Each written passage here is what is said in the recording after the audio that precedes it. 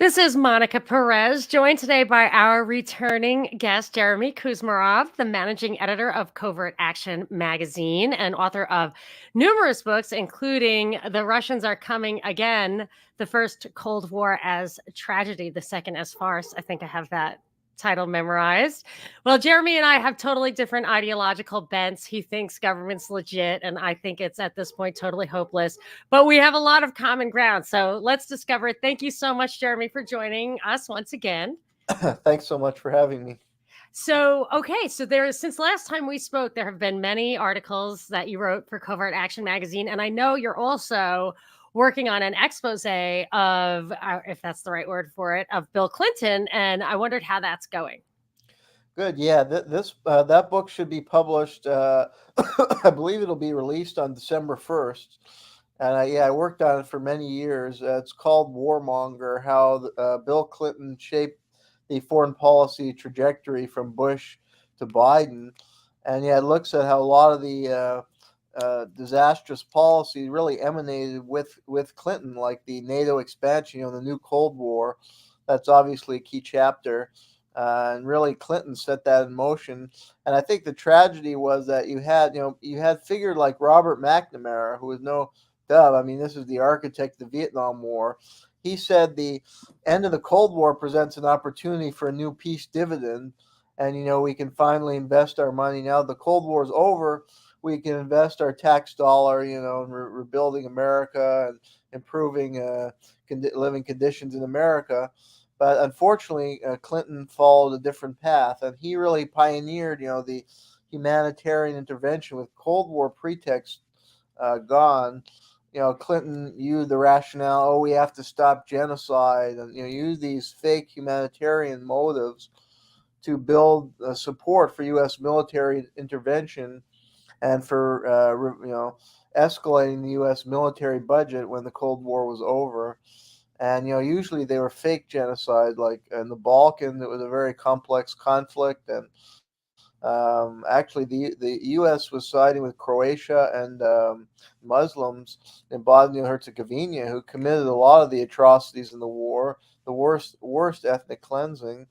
And I mean, they were Islamic fundamentalists, and the Croats were very brutal toward the Serbs. So, they claim we're stopping genocide, but they're supporting really the most brutal forces. And the Serbs have been trying to keep the Yugoslav Federation together. So, and that and other cases, the rhetoric is totally hollow and misleading, but they seem to get, liberals on board with these military interventions. And that's what we see, more recently, like in the Biden-Obama years, a lot of liberals supported wars in Libya or Syria on supposed humanitarian ground, and the same kind of rhetoric was used. We have to go in to stop genocide and stop these massacres, but really they're on the side of horrible forces who are committing a lot of the massacres, and there's underlying agenda, economic. I mean, that's true right now with the conflicts we're engaged in right now. Yeah, like Ukraine. I mean, so many liberals support it. It's only Republican congressmen who are saying we're not going to endlessly fund this war that's going nowhere. And all these liberal Democrats have been waving their Ukraine flags. And then I don't know if I think that was a cult of personality thing. Like they set it up so that Trump was the bad guy by not funding Ukraine. It just absolutely was like a really hollow dialectic, like of no ideological foundation, but it's just like Democrats are against Trump. So let's take Trump against Ukraine funding. Yeah, even though Trump really was funding it pretty significantly. And then I don't know what they're saying now that they caught, their dear leader Zelensky was cheering on a Nazi in the Canadian Parliament. I don't know what they have to say about that, but That was very bizarre. That was a strange episode for sure.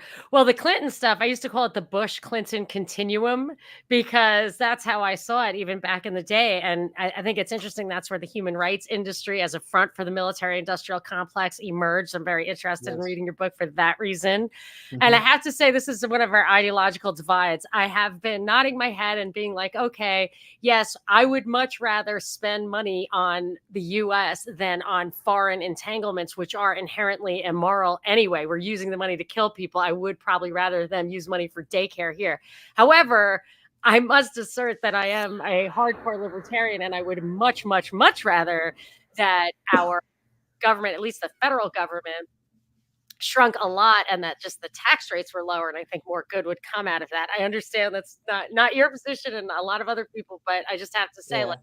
Well, I would agree that they shouldn't overspend. I mean, the money has to be spent efficiently on the program people need. So, yeah, I agree with you. The taxes don't have to necessarily be that high, I mean, and they I were agree that paying doctors. I just saw a schedule which looked totally official to me that they were giving doctors or vaccine centers or whatever. The government was giving a doctor $250 for every vaccinated person. So they were taking, say, I don't know how much it costs, like how much Pfizer gets, but say they got $100 a shot. So your insurance pays Pfizer $100 to get you vaccinated, and the US government pays the doctor $250.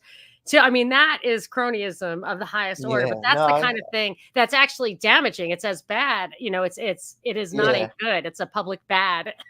Well, So I we gotta agree watch with out you. for Yeah, that. yeah. I mean, I would be emphasizing, yeah, if the government actually enacted programs that, I mean, certain services they provide are necessary, but I agree with you. There's so much corruption and cronyism that the money they're spending really often doesn't benefit people. And I can see why people complain about their taxes, not only the foreign wars, but uh, Yeah, they're the bads. way the I'd money rather is burn it. spent. So, yeah, if they're, I'd rather yeah. burn it. So, but the most recent article you wrote was called The Washington Post Lifts the Veil on the CIA's Shadow War Against Russia, waged since 2014. So, I read your article on this. I read the Washington Post article on it. The Washington Post article tells a lot of stuff, but it couches it in kind of apologetic terms.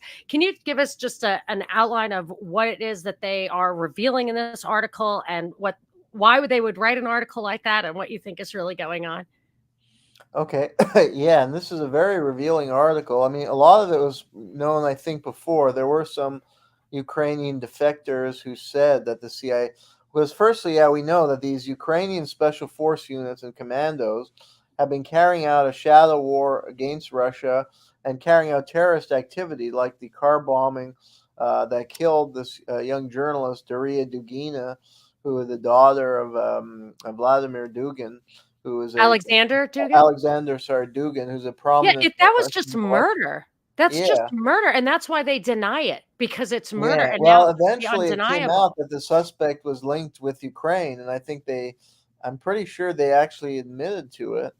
And there have been articles like the New York Times had an article earlier this year that profiled some of these commando units, and they kind of bragged that they were placing bombs in police cars and police stations and sneaking into Russian territory. I And mean, that so, is not legal. You know what I mean? no, Like they act like it's some kind of legitimate thing. That Washington Post article couched it in terms, well, we have to fight fire with fire, and Russia's the real terrorist, and they invaded Ukraine in 2014. I mean, I assume they're talking about Crimea, which had a nearly unanimous referendum to move from post-coup Ukraine to join the Russian Federation, where they were permitted to speak their native language. I mean, it's just preposterous to think that Russia was the aggressor in 2014, and they're acting like they were so aggressive that it justifies murdering innocent women and children, of putting people in danger.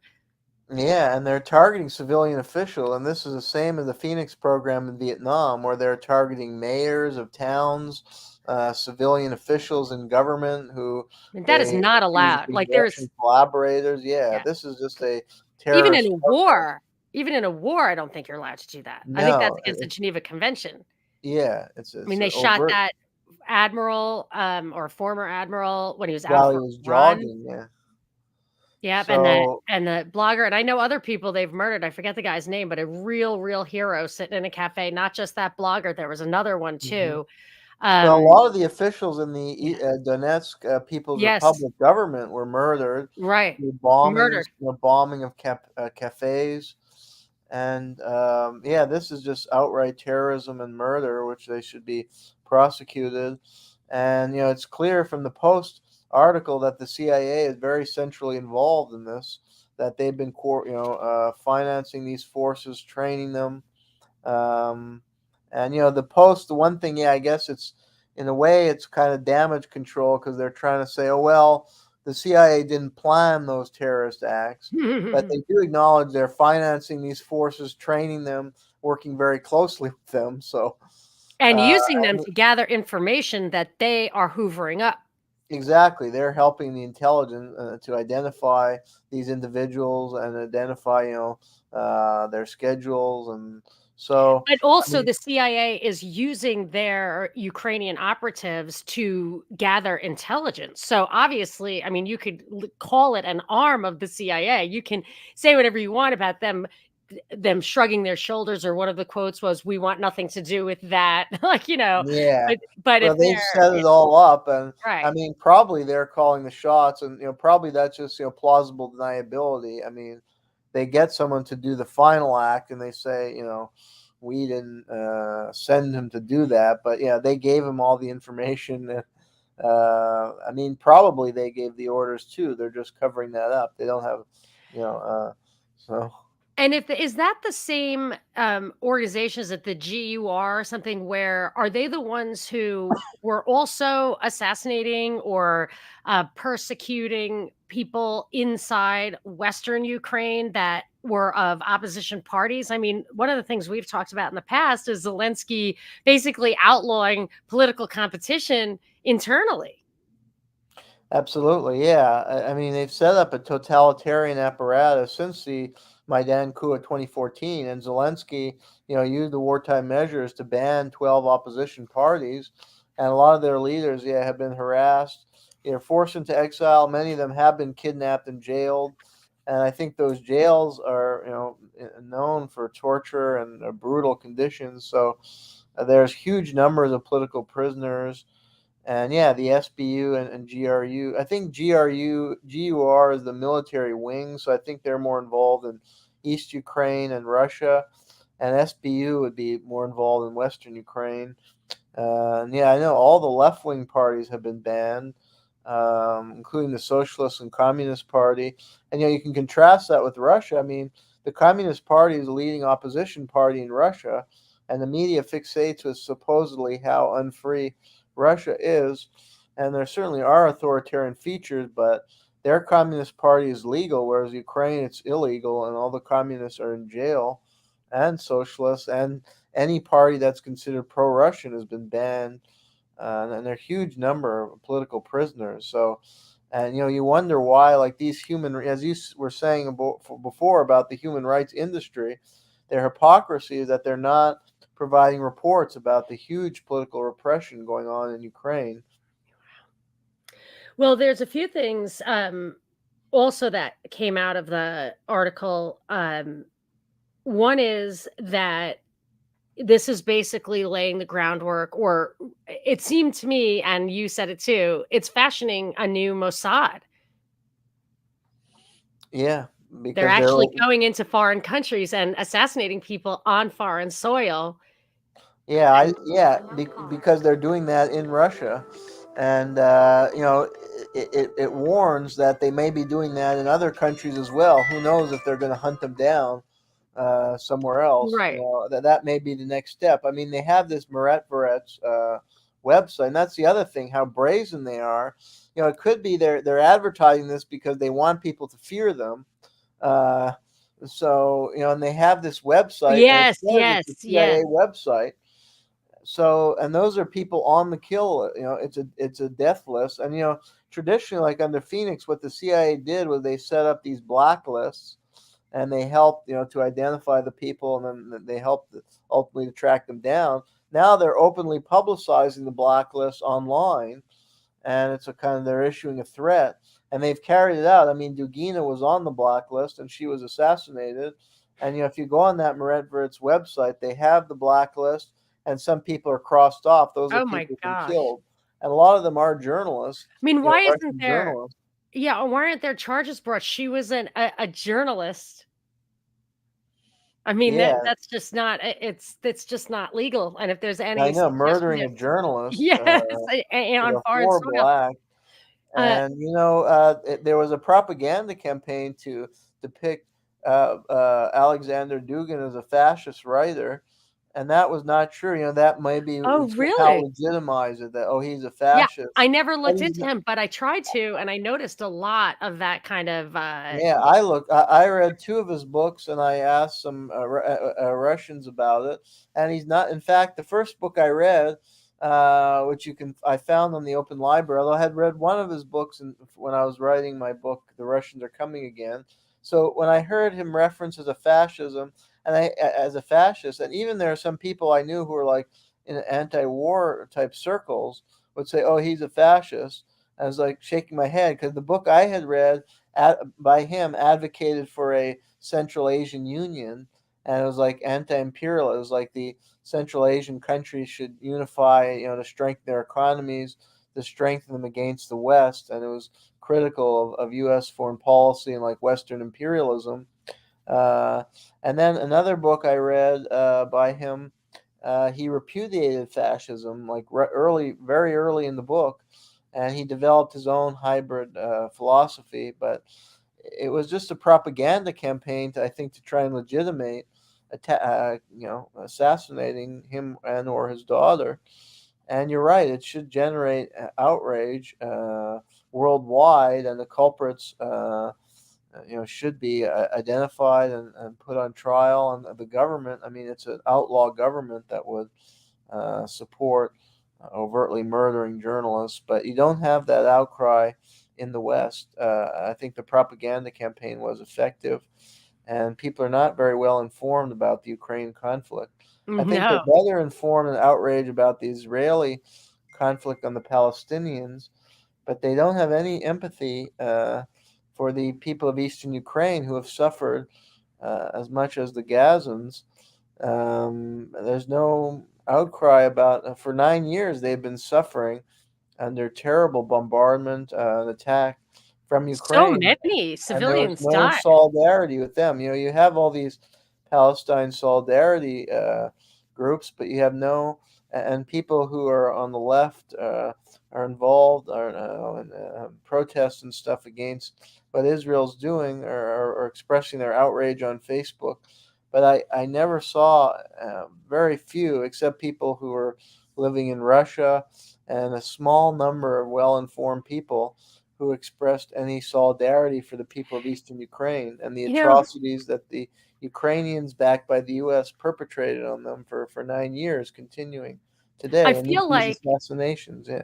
conflict around the Israeli-Palestinian conflict is being allowed to become more robust and out in the open, whereas, like, we don't have to talk about that, but it definitely smacks of all of a sudden, the Palestinian side has a voice, which previously after 9/11 they didn't. Like, Hmm. there's something going on here that's a little different, and I feel like with Ukraine it's very clear, like, they're not using it for dialectic. They actually just want to win that, put it to rest, and square Russia away, which I don't think they're going to do. But another thing in the article was that and I don't know if it's true or not, but that the Ukrainian GUR, whatever, maybe it's the other one, I think it's the GUR, actually got drones as far as Moscow, which Yeah. points out why Ukraine being a part of NATO is such an existential threat to Russia, and they're completely valid in worrying about that. Oh yeah, and this is very dangerous. Yeah, I mean, I think at one point they even hit the Kremlin with an attack, and they've been very brazen in taking these attacks directly into Moscow, and even attacking the Kremlin. And they have these drone capabilities, and I mean, this is particularly, and the point I made at the end is that this is as bad as things like the Phoenix program in Vietnam, but it's even more dangerous because this war is being taken into Russia itself, a nuclear armed power, and it's threatening a world war and potential nuclear war. So it's really very, very dangerous and reckless. And I don't know why Americans put up with this. I mean, this is just a extremely reckless foreign Yes, policy to extremely. antagonize the Russians in this way and take a war into their homeland as such Yeah. a major power.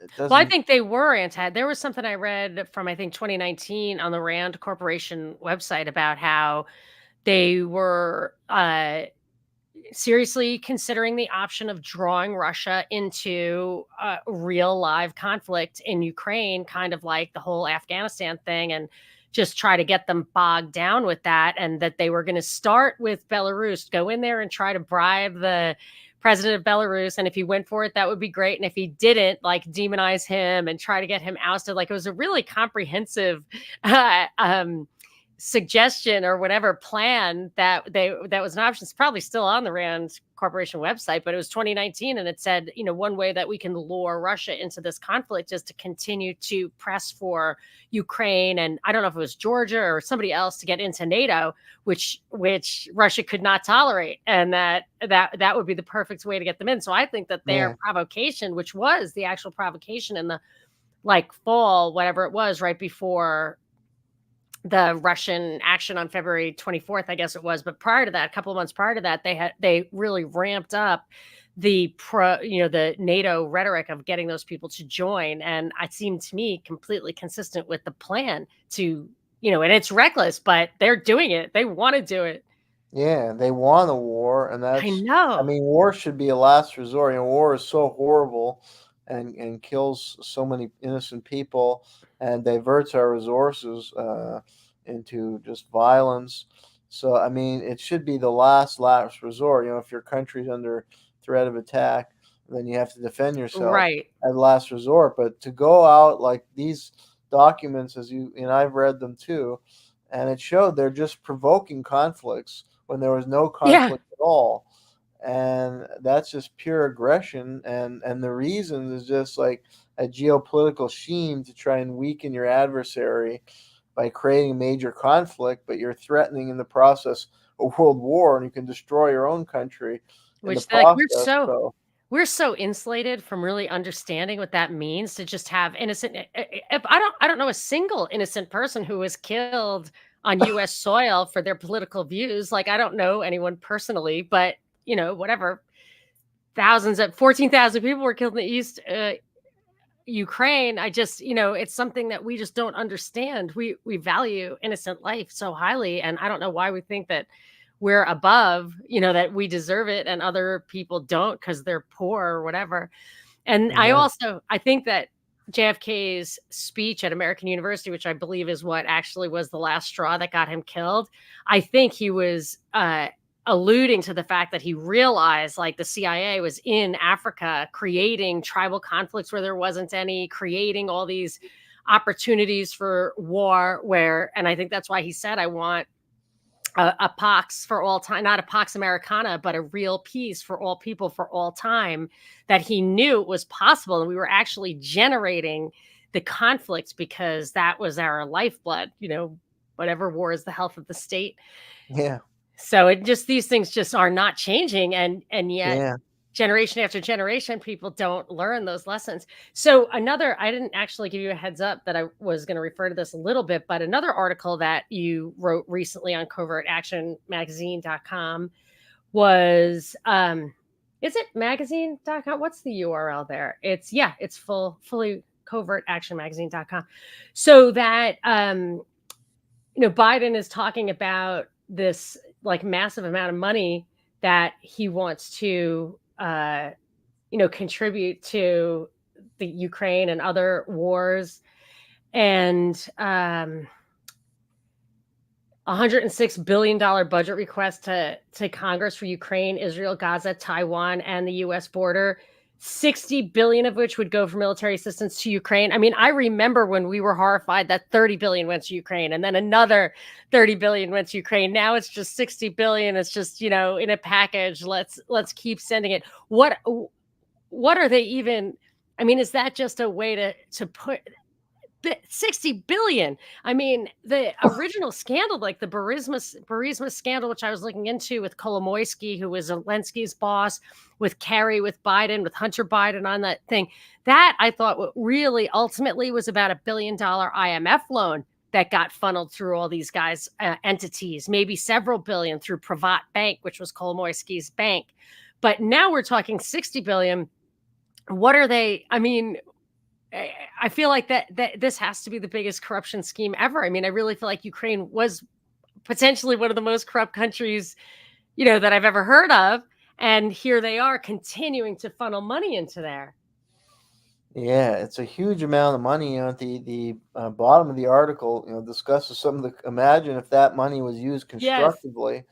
The homeless problem could be ended. And Right. last year I was at the Rage Against the War Machine rally, and Jimmy Dore was one of the keynote speakers, and that was part of his comedic routine. It's like, and he was talking about 100 billion last year, so it's another 100 Yes. billion this year. Yes. Every year, and he was saying with that money we could cure cancer, we could end homelessness, put all the homeless back on the street, and then end it again. Give them shelter and job.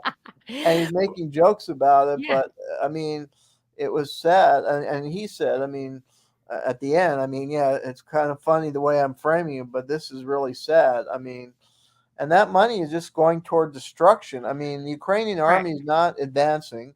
The reports I was reading, it's just like death on the Eastern Front. The soldiers who are being sent to the front line, they know that 7 out of 10 members of their platoon is not going to make it, and they're in a living hell. And I mean, this could have ended a long time ago. They had the Minsk framework that, as we I think Yes. discussed on this show before, was Yes. a reasonable framework, at least temporarily, solve the problem and grant some, autonomy to the eastern Ukrainian provinces. So this money is just give the Ukrainian the confidence that they don't have to negotiate, but they're sending their own soldiers to a death mill, and they're all dying. I mean, another report said that they're having to recruit people well into their 40s into the Ukrainian army because so many young people have either fled the country or are dead. So who is this benefiting? I mean, Right. and this is money that could be used. I mean, they're urgent social problem in the United States. They, go to any American city, and there are all these homeless people, and I mean, they need some help. Maybe, some of these people have serious problem, but a good number, if you give them some shelter and some hope, some training that they can get a job, It some doesn't investment in them, and they'll turn their life around. At least half of them probably could. So.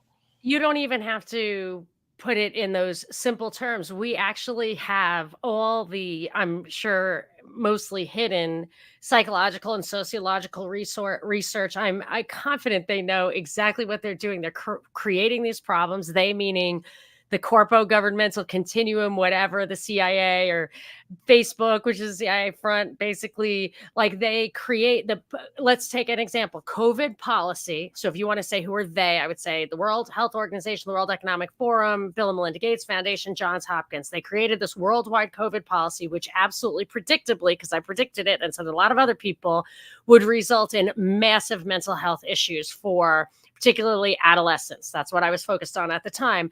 And now they have this massive mental health crisis, and they have a lot of ready-made solutions that they can build their industries around. Same thing with drugs. I mean, the drug problem, yes, you could take the Singapore approach and just kill all the drug dealers. I'm not suggesting that, but I think you can trace fentanyl from, like, I think it was 2014 or 2018. There was some point where it just started. My sister died of an accidental fentanyl overdose. Like it's in stuff that it didn't used to be in. And I feel like these problems are intentional, that if Jimmy Dore or your article, whatever, says like you have $100 billion, this is what you could do with it. There is absolutely no doubt in my mind that our government and the politicians in it do not want to solve these problems. And if you look at how much we spend, that I would say surplus taxation is like probably approaching $10 trillion, maybe $7-8 trillion, where if you stopped putting it into Social Security or Medicare or even public education, if you took that money and divided it among the lower half of the population, 150 million people, every single person would get a $35,000 tax-free check every year. And I'm not saying we should do that. I'm just trying to get people's minds around how much money we are spending in the name of fiscal or physical security that is failing. And if you just converted that into like, okay, how much should it cost for one person to be able to live? $35,000 for every man, women, and children below the 50% mark is more than enough to solve every single problem. And they're not doing it because they don't want to, in my opinion. And this is just another way of getting money out to their cronies and to create problems that will keep this machine going. I mean, that's nothing new in what I just said, but just every once in a while, I just feel like you have to think about the reality of this situation. Is mostly corruption. We can say there's a big picture, the devil is at work or whatever, but it's just mostly, in my opinion, like a venal corruption. I would agree. Yeah, it's just Sorry enriching for these ranting. military contractors and fat cats, and yeah, that's what Robert Kennedy had a quote I read where he said something to that effect, that this is just a boondoggle, Ukraine he was referring to, for Raytheon, Boeing, Right. and then above them are these Wall Street firms like BlackRock and Vanguard that own them or invest in the stocks, and they're the big winners, and everybody else is a loser. And they want these wars to keep going on. They want to grind Russia into a quagmire, so the war keeps going. And now they appointed Penny Pritzker to head the Oh my reconstruction gosh, effort, yes. and she's going to bring in all these corporations are going to make more money rebuilding, Ukrainian cities, and the contracts will go to American companies. This is And another article you Pritzker, wrote. Biden yeah, appoints billionaire from CIA mafia-linked family to oversee exploitation of Ukraine's economy by multinational corporations. I mean, that is an old story too. I believe Libya is probably a good example of that. yeah, or Iraq, Afghanistan, yeah. Yes, yes, of course, Yeah, yes, and it's just a even business, exactly. even the They Balkans were. deliberately want to destroy countries and then give their friends the money to rebuild it. I couldn't Who believe cares when. about all those lives who were destroyed? Yeah, like water plants and schools and hospitals were bombed in Libya, and I remember thinking, "Are they that stupid?" And then I realized they just go in and rebuild them, and Mhm. it's just crazy. Then you wrote another article, which I'd love to talk to you about right now.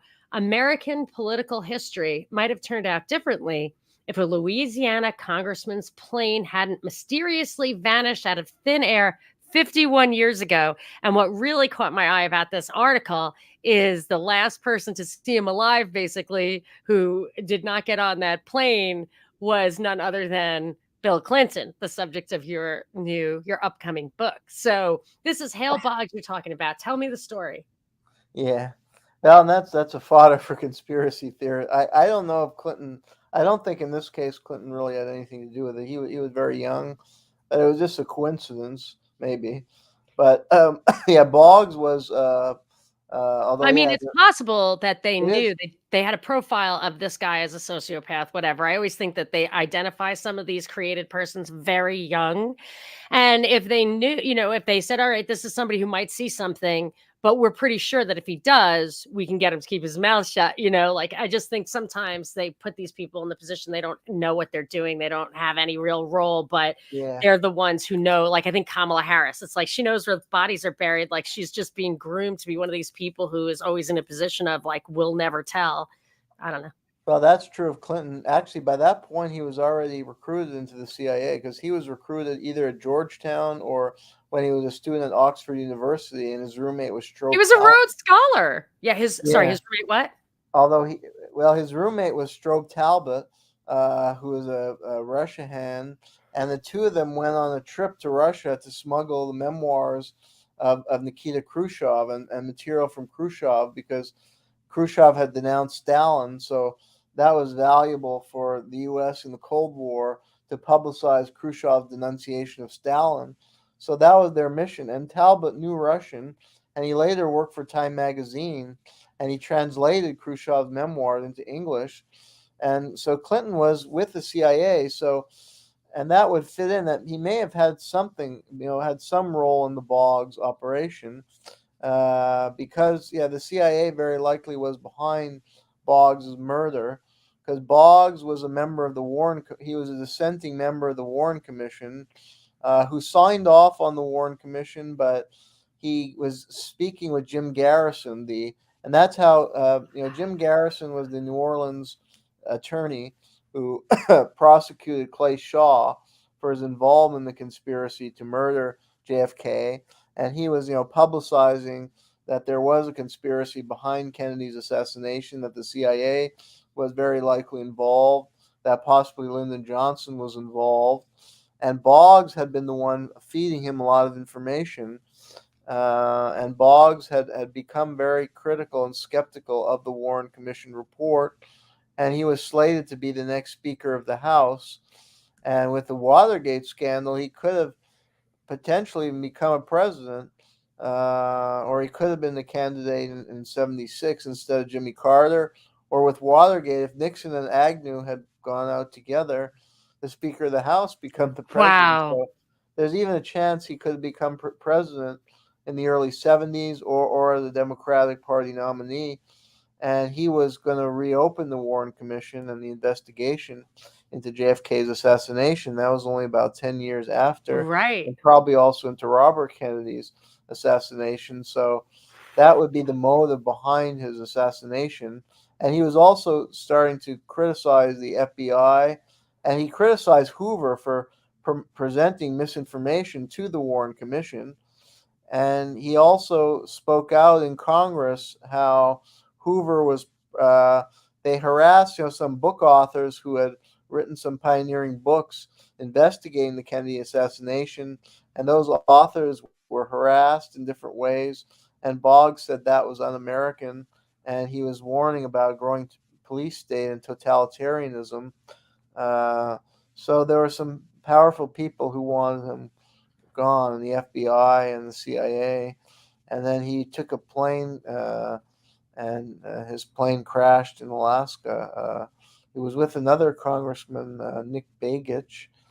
And Begich's son has given some public interviews, and he said, talk about a real life conspiracy, because he went into all the details. And there was a lot of, if you look into the crash, it was very suspicious. They didn't report it correctly, what had happened, Yes. and they were hiding information. And then some mafia elements who had connection with the CIA later admitted that they planted a bomb.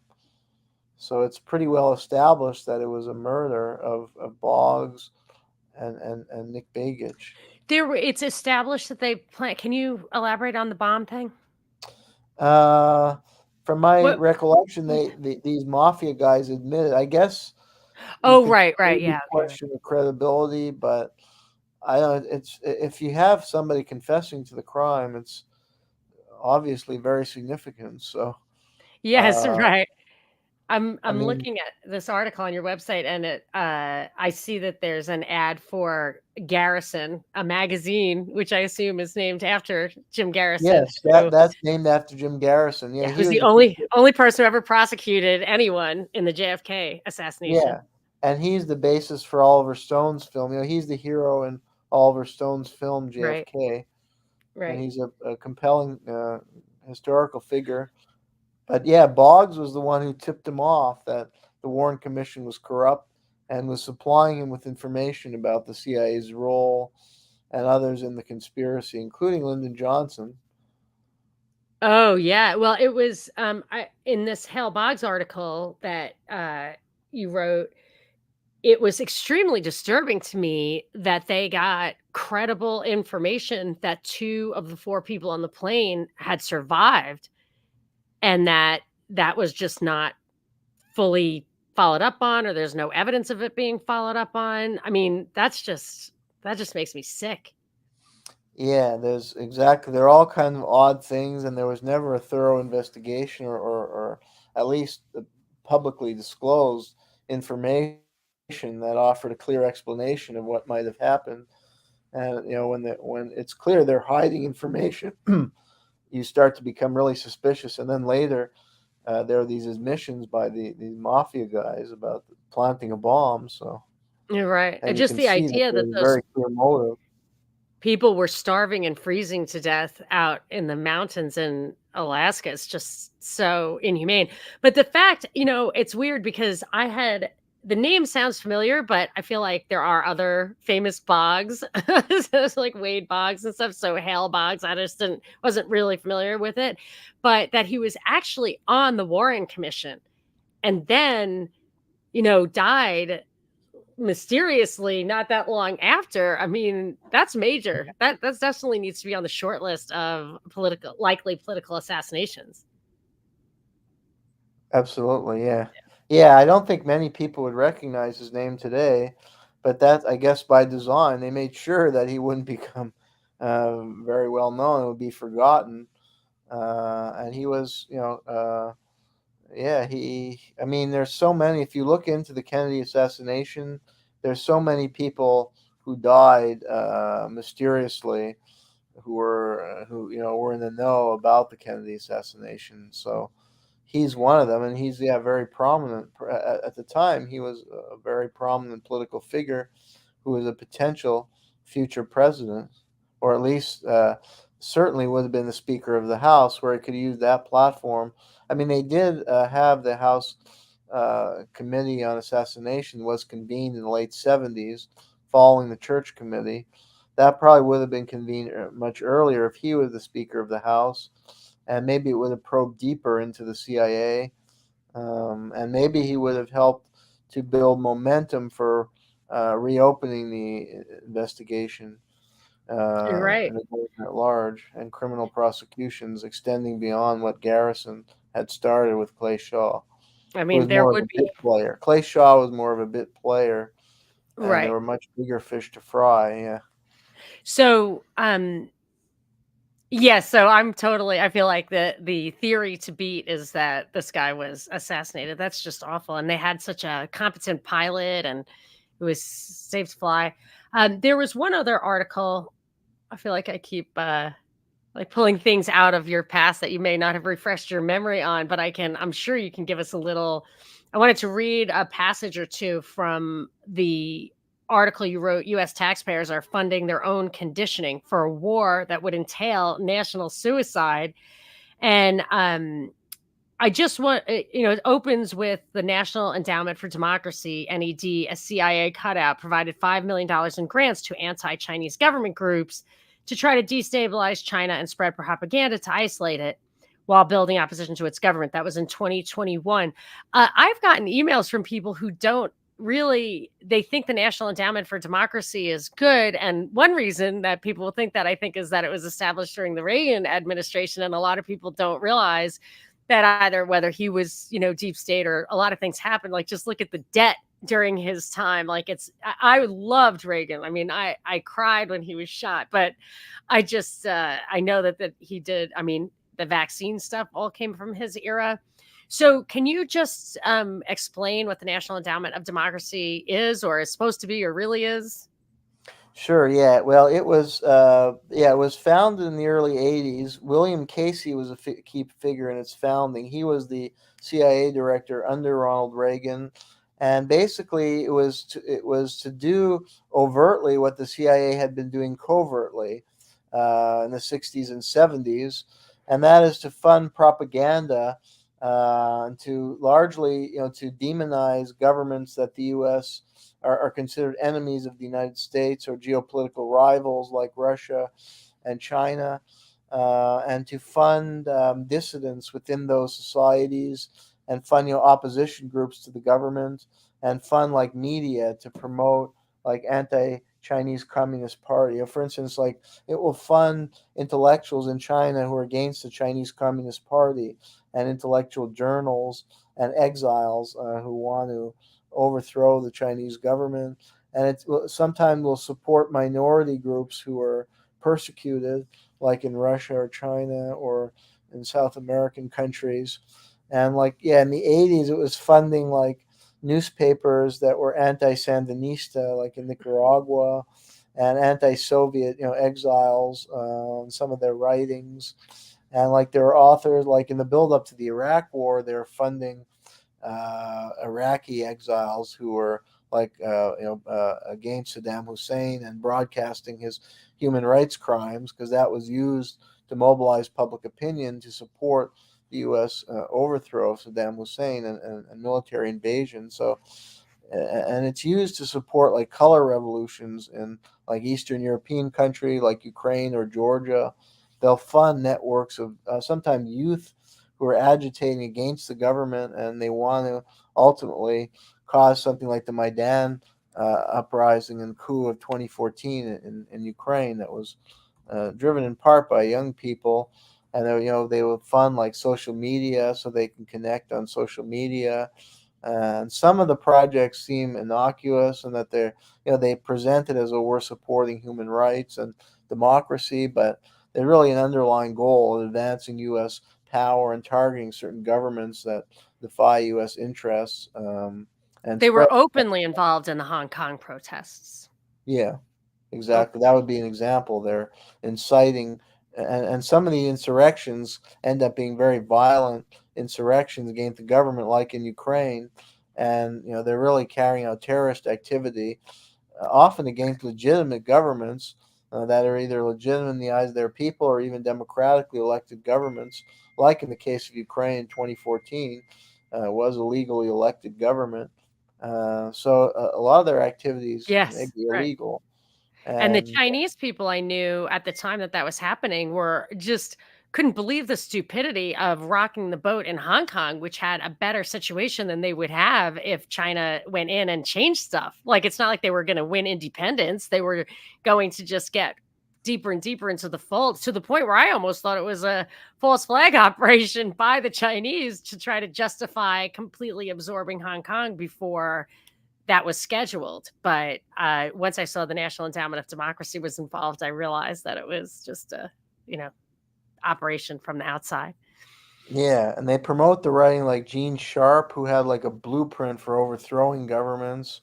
So, and some of the people they support, like in South America, they've supported some extreme factions who use violence and carry out terror, like we were describing in Ukraine. There are elements in Latin America who've carried out those kind of activities as well, with the goal of regime change. There's a little passage here in your article, the sub, it's in the section called Selling War with China. And it says on September 6th, the War Industry Resistors Network supported a webinar on selling war with China that spotlighted the profiteering underlying the spread of anti-China propaganda. And the first speaker was Carl Zha, who runs ZHA, who runs a podcast about China and the Silk Road. And I thought this was really illuminating of just like, I like when you spell out what's really going on. So I just want to read it directly. Jha says that the US ruling class is divided between business elites who still want to access the China market and the Pentagon, which fears China's economic rise and challenge to the US and wants to contain and isolate China.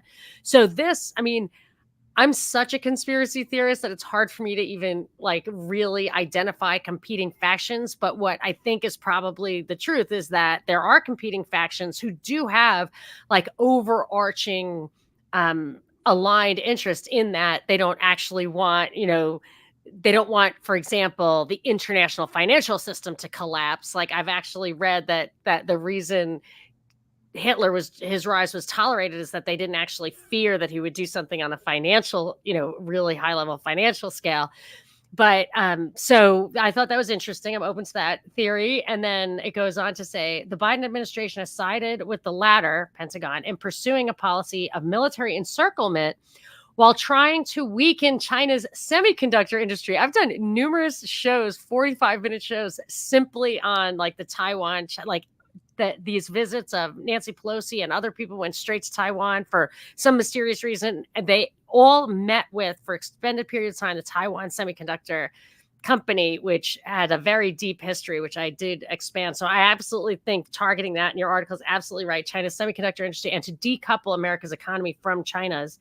And then the last thing I'll read, because it actually delineates the specific things the Biden administration has done, in your words, to further antagonize China by A, sending warships into the South China Sea and spy planes over the Taiwan Straits, which is under Chinese jurisdiction, B, expanding the U.S. military base network in the Philippines, C, fortifying the U.S. military alliance with South Korea and Japan, D, helping to transform Okinawa into a garrison state for war with China, E, sending nuclear-armed submarines and precision weapons to Australia aimed at China.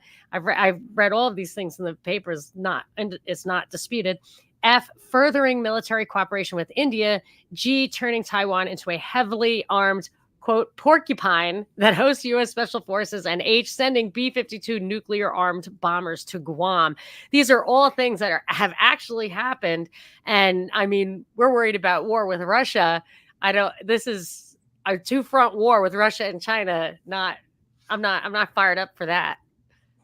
Yeah, and that's insanity. I mean, and what is the purpose? And like even the first dilemma you point out. I mean, even the business community was benefiting from the U.S. trade with China, and yeah, I mean, there were some exploitative aspect with these sweatshops and the like. But I mean, there are a lot of opportunities. So why are you pursuing? And a lot of the business community wanted to further a positive diplomatic relation so they can continue to make money with China and trade with China, which is a booming economy. And, that presents a lot of opportunity. Unfortunately, I think the mentality of the ruling elite sees that as a threat, that China is growing economically. Well, they can't When compete. actually there's opportunity for mutual benefit economically. But you But have then to you have these compete. Pentagon interests that we've been discussing that just want war and that profit off war. And it's provoking this really insane strategy that the U.S. is planning for war with China, and they're already in a shadow war with Russia at the same time, and that's extremely dangerous. I mean, I guess it could be as simple as the defense industry wants that the schism is between the defense industry and consumer industry, because I'm yeah, convinced, especially with regard to Russia, but maybe also China, I just haven't looked into it as much. I'm absolutely convinced that for self-serving reasons, Putin has wanted this entire time, for decades, to have Russia enter into the Western commercial fold, and that's just what he wanted. He wanted to yeah, keep Russia Russian, but have its economy basically Europeanized in its style, but trading freely and crossing that border in both directions. But I feel like after the Berlin Wall fell or whatever, the West just viewed this as a big new market, flooded that with their consumer goods, had the tax money like distributed to people to buy the stuff. And I think once they got on their feet and could actually compete, China too, they don't want to have to compete, or it's the defense industry alone that's driving this, what seems to be dominant and dangerous direction. exactly. Yeah, and it's really a destructive policy. I mean, it's just going to lead to violence, and I mean, yeah, I mean, there's so many opportunities for mutual benefit. And yeah, Putin, as you say, was really more pro-Western oriented leader. I mean, he was Boris Yeltsin's successor. He was not a Marxist. And the Chinese, had shifted their economy under Deng Xiaoping, and were more also. I mean, yes, it is a mixed market economy and a strong public, a controlled aspect of their economy, but they had liberalized under Deng Xiaoping, and there's huge, opportunities for American investors and business in China. And that was the long held dream, to access the China market. And they reached that dream. So why abandon the policy that Nixon had crafted? It really it shows how what Eisenhower warned about with the military industrial complex that Yes. leads to destruction of democracy and a complete warping of public policy in a very, very destructive way that's not beneficial to anybody except this narrow cliques that make huge profits, and their profits, I guess, are so obscene that they can't resist, and they keep going forward, even to the point of threatening a self-destructive war. Yes, and I do feel like the um Eisenhower originally called it the military industrial congressional complex, which kind of explains it all. That's how what will be the policy comes from there. And yeah, so I think, I try to figure out what the big picture is, and if it's as simple as defense industry wanting to profiteer, at the expense of everything. I'm not even, maybe I should be, but I'm not super worried about violence here. But our standard of living is definitely going to suffer. It's already suffered.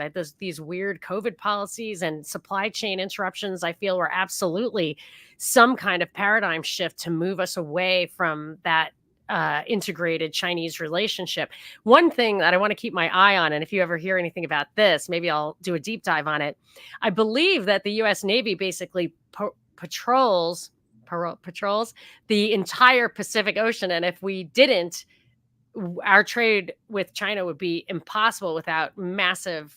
China would have to just pay for that themselves, which they may or may not do, and it would not be cost effective.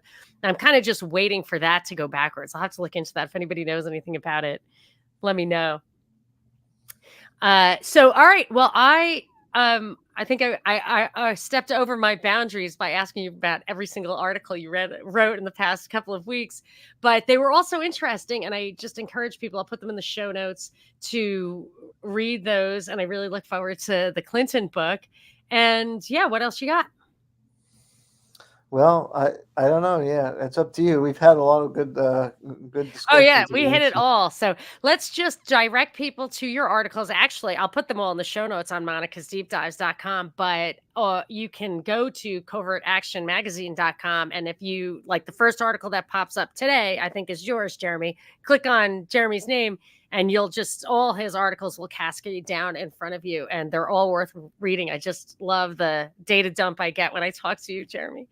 So next time, I hope, because I expected, books getting published always push off a little bit. So it's pushed back. It was supposed to be October, but I'm hoping that the next time we talk, we can talk in depth about your new Clinton book. What's it called? It's called Warmonger: How Clinton Shaped the U.S. Foreign policy trajectory from Bush to Biden.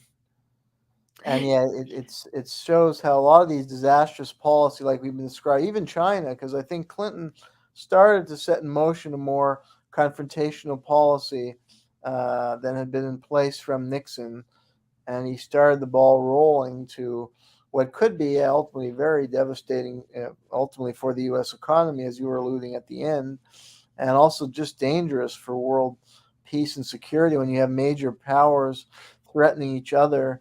It could lead to proxy wars or a full-fledged world war. And I think Clinton started on that path with China as well as Russia by antagonizing Russia, by expanding NATO, and also by imposing this shock therapy system that devastated Russia's economy on its transition from a communist Yes. system to a free market system. It was not done. China was much smarter. They transitioned Yes. under Deng Xiaoping, more on their own terms and in a gradual way. But in Russia, they just pushed this a massive sell-off of Russian state industry in a corrupt process with all kind of cronyism, and it led to an economic catastrophe. And so Clinton's I'm Russia really policy eager. was a disaster. Yeah, I'm super eager to read about that if you go into that in the book. I've I do. always Yeah, I wondered have about that. chapters on Russia, on China and Southeast Asia, on the Balkan Wow. conflict, on Rwanda, because that was another case where they Yes. distorted the conflict to make like their needed humanitarian intervention, but they were really supporting the side that did most of the killing and that invaded Congo. Like Clinton was supporting Rwanda's invasion of Congo that killed millions of people and devastated Congo's economy, and they were trying to access the mineral wealth of the Congo. So there were a lot of corrupt things that Clinton did, and I mean, I think the reputation is low in some circles, but there are still if you go in a lot of parts of the country, there's still veneration for the Clintons and respect for them when they've done Mhm. all these terrible things. Going back to the time Bill was the governor of Arkansas, and yeah, it goes back to his early career. He was in league with the CIA from the time he was in college, and they were a deeply immoral power couple. And this book, Yes. sheds light on that, and sheds light on the deeper corruption in American politics that we need more pushback against. Yeah, well, I'm super eager to read that and to talk to you about it, share it with the audience. Thank you, as always, Jeremy, for coming and spending your time with us. I know you're a busy guy. Thank you all for listening. This is Monica Perez, and you have been listening to Deep Dives.